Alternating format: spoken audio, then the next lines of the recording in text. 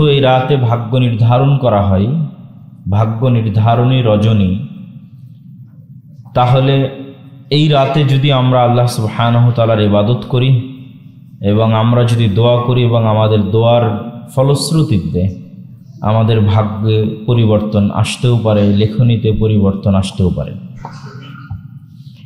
তো এটি যে ভাগ্য নির্ধারণী হয় এই রাতে, সে বিষয়ে আল্লাহ সুবহানাহু ওয়া তাআলা পবিত্র কোরআন মাজিদে বলেন,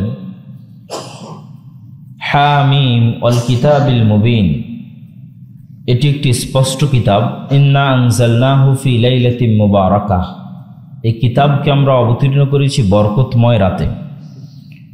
ফিহা ইফরাকু কুল্লু আমরিন হাকিম, যেই বরকতময় রাতে সকল বিষয়ের সিদ্ধান্ত গ্রহণ করা হয়, সকল বিষয়ের সিদ্ধান্ত লেখা হয়।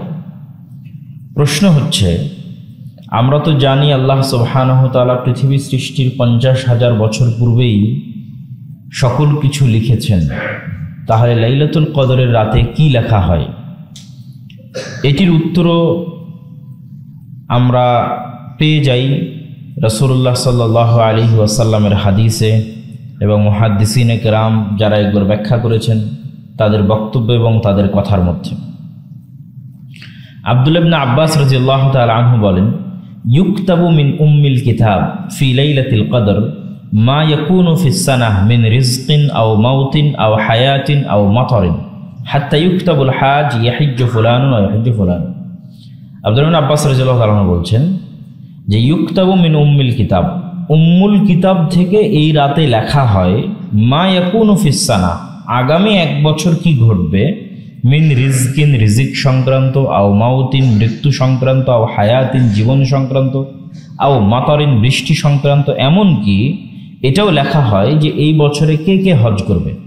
হাত্তা ইউকতাবা আল হাজ ইয়াহিজ্জু ফুলানুন ওয়া ইয়াহিজ্জু ফুলান, যে অমুকের ছেলে অমুক, অমুকের ছেলে অমুক এই বছরে হজ করবে। তাহলে আব্দুল্লাহ বিন আব্বাস রাদিয়াল্লাহু তাআলা বলছেন এই রাতে কোন কিতাব থেকে লেখা হয়? উম্মুল কিতাব থেকে লেখা হয়। তাহলে উম্মুল কিতাব কি? উম্মুল কিতাব হচ্ছে সেটি যেটিকে আমরা লাউহে মাহফুজ হিসেবে চিনি এবং যেটির কথা দিয়ে আমরা প্রশ্ন শুরু করেছি যে পৃথিবী সৃষ্টির 50,000 বছর পূর্বে আল্লাহ সুবহানাহু ওয়া তাআলা কলমকে বলেছিলেন যে তুমি লেখো। তো কলম যা কিছু ঘটবে তার প্রত্যেকটা বিস্তারিত লিখে ফেলল।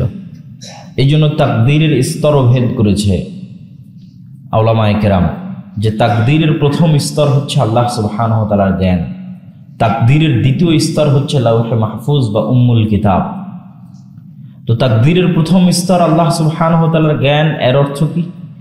এর অর্থ হচ্ছে আল্লাহ সুবহানাহু ওয়া তাআলা কলমকে লিখতে বলেছেন, 50,000 বছর পূর্বে তাকদীর লেখা হয়েছে, আবার প্রতি লাইলাতুল কদরের লাউহে মাহফুজ থেকে আগামী 1 বছরেরটা লেখা হবে, কপি করা হবে। তো এগুলোর জন্য মানুষ সেই কাজটি করতে বাধ্য এমন নয়, এগুলো সবগুলোই আল্লাহর জ্ঞান। আল্লাহ জানেন যে মানুষ এমনটা করবে, জানার জন্য মানুষ বাধ্যগত অবস্থায় করবে এমনটি নয়। যেমন যখন ক্যান্সার রোগী first stage, second stage, third stage, fourth stage, চতুর্থ স্টেজে যখন চলে যায় তখন ডাক্তারও বলতে পারে এই রোগী আর কতদিন বাঁচবে। তো ডাক্তার কিভাবে বলতে পারে? তার যতটুকু জ্ঞান আছে, লিমিটেড নলেজ, সেই সীমাবদ্ধ জ্ঞান নিয়ে সে বলতে পারতেছে এই রোগী আর এতদিন বাঁচবে। অথচ আল্লাহ সুবহানাহু ওয়া তাআলা সমগ্র পৃথিবীর সকল মানুষকে যত জ্ঞান দিয়েছেন, সেই জ্ঞানের সাথে আল্লাহ সুবহানাহু ওয়া তাআলার জ্ঞানের তুলনা মহাসমুদ্রের সাথে 1 ফোঁটা পানির তুলনার মতো।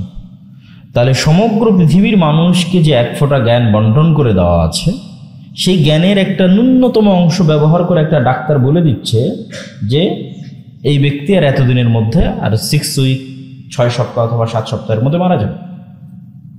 অথবা বিজ্ঞানীরা বলতে পারতেছে আজকে বৃষ্টি হতে পারে অথবা নাও হতে পারে।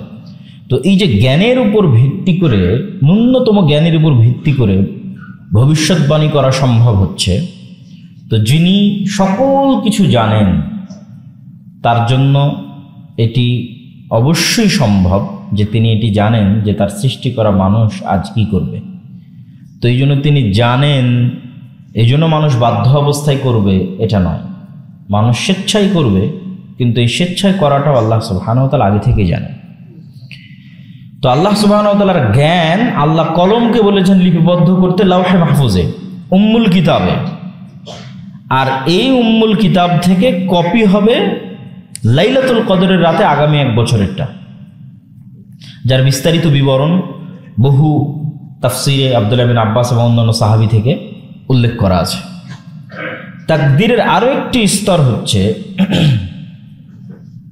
যখন এই জিনিসটি বাস্তবায়ন হতে যাবে, মানুষের তাকদীরে যেটি লেখা আছে সেটি যখন বাস্তবায়ন হতে যাবে, তখন তাকদীরের আরেকটি স্তর পাওয়া যায়, সেটি আল্লাহ সুবহানাহু ওয়া তাআলার আল ইরাদা আল কাউনিয়া, আল্লাহ সুবহানাহু ওয়া তাআলার পৃথিবী পরিচালনাগত ইচ্ছা। আল্লাহ সুবহানাহু ওয়া তাআলার একটা ইচ্ছা হচ্ছে শারঈ ইচ্ছা। শারঈ ইচ্ছা কি? আল্লাহ সুবহানাহু ওয়া তাআলা কখনোই চান না যে ইবলিস পথভ্রষ্ট হোক। আল্লাহ সুবহানাহু ওয়া তাআলা নিজেও চান যে ইবলিস হেদায়েত প্রাপ্ত হোক, ফেরাউন হেদায়েত প্রাপ্ত হোক, আবু জাহাল হেদায়েত প্রাপ্ত হোক। তাদেরকে হেদায়েত করার জন্যই তো মুসাকে পাঠিয়েছেন, তাদেরকে হেদায়েত করার জন্যই তো মুহাম্মদ সাল্লাল্লাহু আলাইহি ওয়াসাল্লামকে পাঠিয়েছেন। তো দুনিয়ার কোনো মানুষ পথভ্রষ্ট হোক এটা আল্লাহ সুবহানাহু ওয়া তাআলা চান না। তার কল্যাণকামিতা যে সকল মানুষ জান্নাতে যাক, এই কল্যাণকামিতার জন্যই তিনি নবী রাসূল পাঠিয়েছেন, কিতাব পাঠিয়েছেন, কোরআন পাঠিয়েছেন, আলেম ওলামা রেডি করছেন, মসজিদ মাদ্রাসা তিনি টিকিয়ে রেখেছেন, দিন প্রচারের সকল ব্যবস্থাপনা টিকিয়ে রেখেছেন, ওসিলা মানুষের কাছে দাওয়াত যাওয়ার সকল ওসিলা আল্লাহ টিকিয়ে রেখেছেন, কেননা তিনি চান না মানুষ পথভ্রষ্ট হোক। এখন তারপরেও যখন মানুষ পথভ্রষ্ট হচ্ছে তখন আল্লাহ জোরও করেন না। এই যে আল্লাহ জোর করেন না, এটাই হচ্ছে তাকদীরের তারপরের স্তর, তৃতীয় স্তর।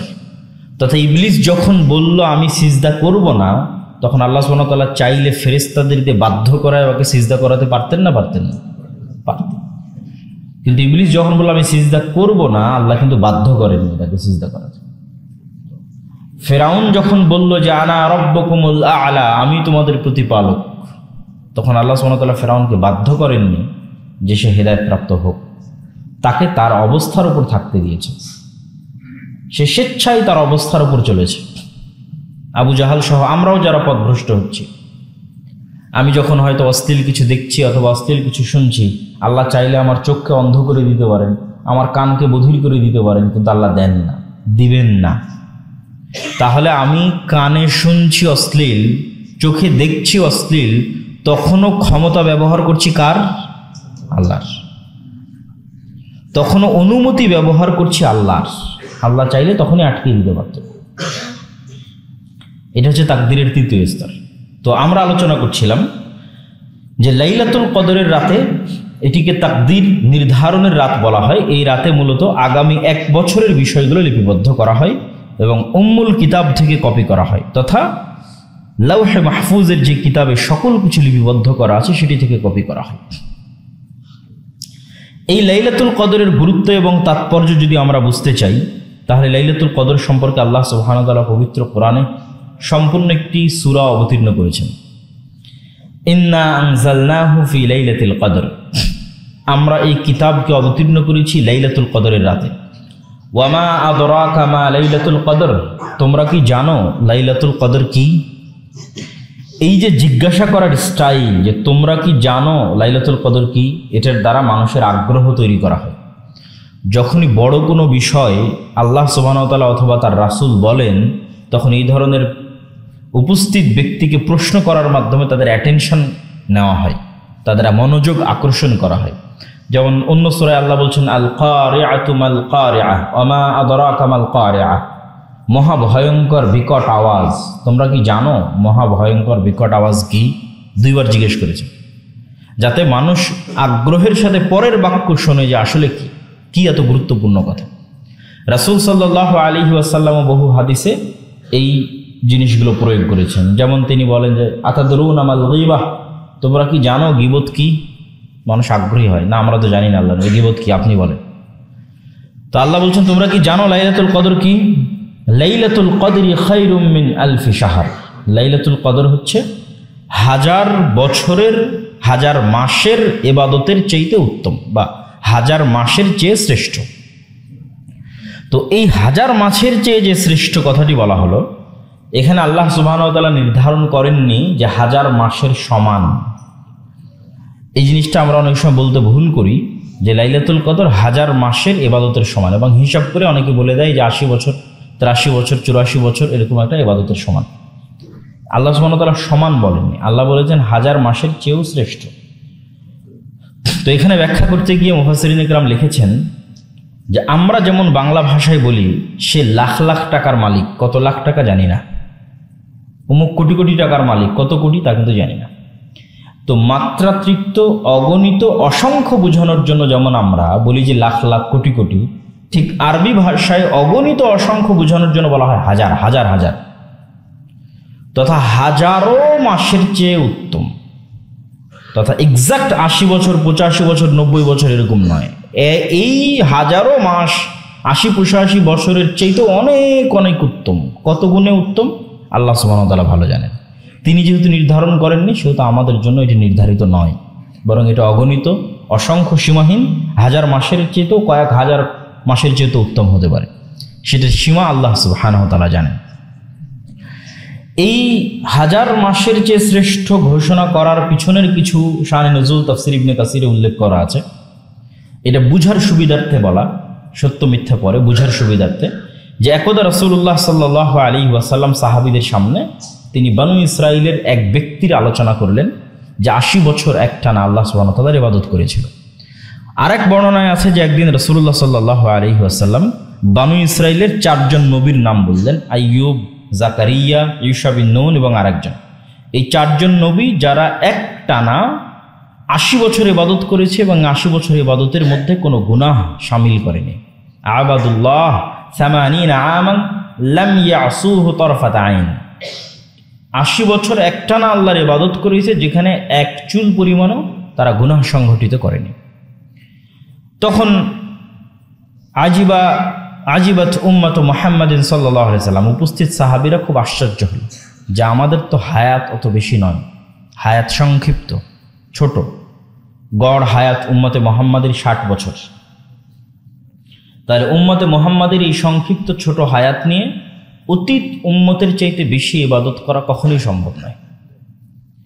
তাহলে তারা অতীত উম্মতের চাইতে ইবাদতের দিক থেকে শ্রেষ্ঠ হওয়ার প্রতিযোগিতায় পিছিয়ে।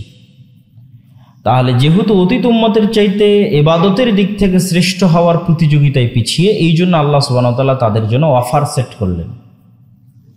বিভিন্ন দিন বিভিন্ন রাতের অফার বন্টন করা হলো, যে অফারগুলো যদি কেউ অ্যাকসেপ্ট করে, অফারগুলো যদি কেউ গ্রহণ করে, তাহলে সেই ইবাদতের প্রতিযোগিতায় অল্প হায়াত নিয়েও অতীত উম্মতের চাইতে বেশি ইবাদত করে ফেলবে। তাহলে সেই অফারগুলোর মধ্যে সবচেয়ে বড় অফার হচ্ছে লাইলাতুল কদর। এক রাত সমান 1000 মাসের চেয়েও, তারা যে 80 বছর ইবাদত করেছিল তার চেয়েও শ্রেষ্ঠ। তাহলে কি হলো, হায়াত অল্প কিন্তু ইবাদতের পাল্লায় অতীতের উম্মতের সাথে প্রতিযোগিতার দৌড়ে আপনি টিকে থাকার সুযোগ পেলেন। অন্তত আপনার চেষ্টা করার সুযোগ থাকলো যে আমরাও তাদের মতো ইবাদত করে শ্রেষ্ঠ থেকে শ্রেষ্ঠতম জান্নাতের অধিকারী হতে পারি কিনা। সম্মানিত উপস্থিতি, তো লাইলাতুল কদরের যে সূরাটি আমরা অধ্যয়ন করছিলাম, সেই সূরার 3য় আয়াত ছিল লাইলাতুল কদর খায়রুম মিন আলফি শাহর, 1000 মাসের চেয়ে শ্রেষ্ঠ। তানাজ্জালুল মালাইকাতু ওয়ার রূহ ফিহা বিইজনি রাব্বিহিম মিন কুল্লি আমর। তানাজ্জাল মানে ধারাবাহিকভাবে অবতীর্ণ হওয়া, তানাজ্জাল বা তানাজ্জাল একাধারে অবতীর্ণ হতে থাকা। এই রাতে একাধারে অবতীর্ণ হতে থাকে। আল্লাহ বলছেন এই সূরার মধ্যে, আল মালাইকা ফেরেশতাগণ, ওয়ার রূহ জিবরিল আমিন, ফিহা মানে এই রাতে, বিইজনি রাব্বিহিম তাদের প্রতিপালকের অনুমতিতে। এই রাতে তাদের প্রতিপালকের অনুমতিতে জিবরাইল এবং ফেরেশতাগণ জমিনে ধারাবাহিকভাবে অবতীর্ণ হতে থাকে। সালামুন হিয়া হাত্তা মাতলাইল ফজর, আর এই অবতরণ বা এই বরকত অব্যাহত থাকে ফজর পর্যন্ত। তো এই অবতরণের সংখ্যা নির্ধারণ করতে গিয়ে রাসূলুল্লাহ সাল্লাল্লাহু আলাইহি ওয়াসাল্লাম তিনি বলেন যে এই রাতে প্রায় প্রত্যেক ধূলিকণা এবং বালিকণার সাথে ফেরেশতা থাকে। মানে পৃথিবীর এমন কোনো ইঞ্চি জায়গা খালি থাকে না যেই ইঞ্চি জায়গার সাথে ফেরেশতা থাকে না। এবং এত মাত্রাতিরিক্ত পরিমাণ ফেরেশতা অবতীর্ণ হওয়ার কারণ কি, যে এত বেশি পরিমাণে ফেরেশতা কেন অবতীর্ণ হচ্ছে? আপনারা সকলেই অবগত আছেন যে ফেরেশতাদের অবতীর্ণ হওয়ার সাথে বরকতের একটা সম্পর্ক আছে। এবং আমরাও জানি যে যখনই কোথাও ফেরেশতা অবতীর্ণ হয় তখন ফেরেশতার সাথে সেখানে বরকত সম্পৃক্ত থাকে। এর অসংখ্য দলিল এবং উদাহরণ আমরা তুলে ধরতে পারবো। যেমন কোথাও যদি আল্লাহর বাণী উল্লেখ করা হয়, কোরআন এবং হাদিসের আলোচনা করা হয়, তাহলে রাসূল সাল্লাল্লাহু আলাইহি ওয়াসাল্লাম বলছেন হাফফাত হুমুল মালাইকা ওয়া নাযালাত আলাইহিমুস সাকিনাহ, যে যখনই কোথাও একসাথে মানুষ বসে কোরআন এবং হাদিসের আলোচনা করে তখন আসমান থেকে সেখানে ফেরেশতা অবতীর্ণ হতে থাকে এবং আসমান থেকে সাকিনা তাদের উপর অবতীর্ণ হতে থাকে। ঠিক আপনারা জানেন বাড়িতে প্রবেশ করার ক্ষেত্রে, বাড়ি থেকে বের হওয়ার ক্ষেত্রে প্রত্যেক যেখানে বরকতের কথা বলা আছে সেখানে ফেরেশতা কানেক্টেড। রাসূল সাল্লাল্লাহু আলাইহি ওয়াসাল্লাম বলছেন যেই বাড়িতে কুকুর আছে, যে বাড়িতে ছবি আছে, সেই বাড়িতে বরকত এবং রহমতের ফেরেশতা প্রবেশ করে না। তার মানে ফেরেশতার প্রবেশের সাথে রহমত এবং বরকতের কানেকশন আছে, আর শয়তানের প্রবেশের সাথে রহমত এবং বরকত চলে যাওয়াটা আছে। তাহলে এই রাতে আল্লাহর নবী বলছেন যে ইন্নাল মালায়েকা তিলকাল লাইলা আকসার ফিল আরজ মিন আদাদিল হিসাব, পৃথিবীতে যে ধূলিকণা বালিকণার যে সংখ্যা আছে, এই ধূলিকণা বালিকণার সংখ্যার চাইতেও এই রাতে পৃথিবীতে বেশি ফেরেশতা অবতীর্ণ হয়।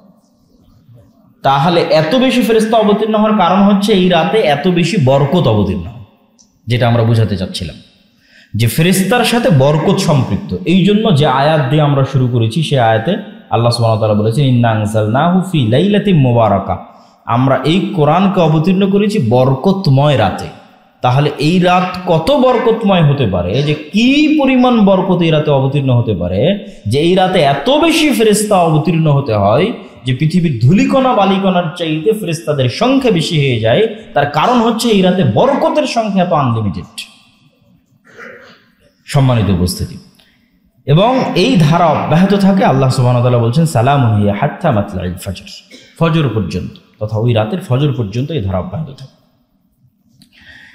এই রাতের গুরুত্ব এবং ফজিলত আমরা যেমন এই সূরা থেকে জানতে পারি, যে সূরাটি আমরা পড়লাম, ঠিক রাসূলুল্লাহ সাল্লাল্লাহু আলাইহি ওয়াসাল্লামের আমল থেকেও জানতে পারি।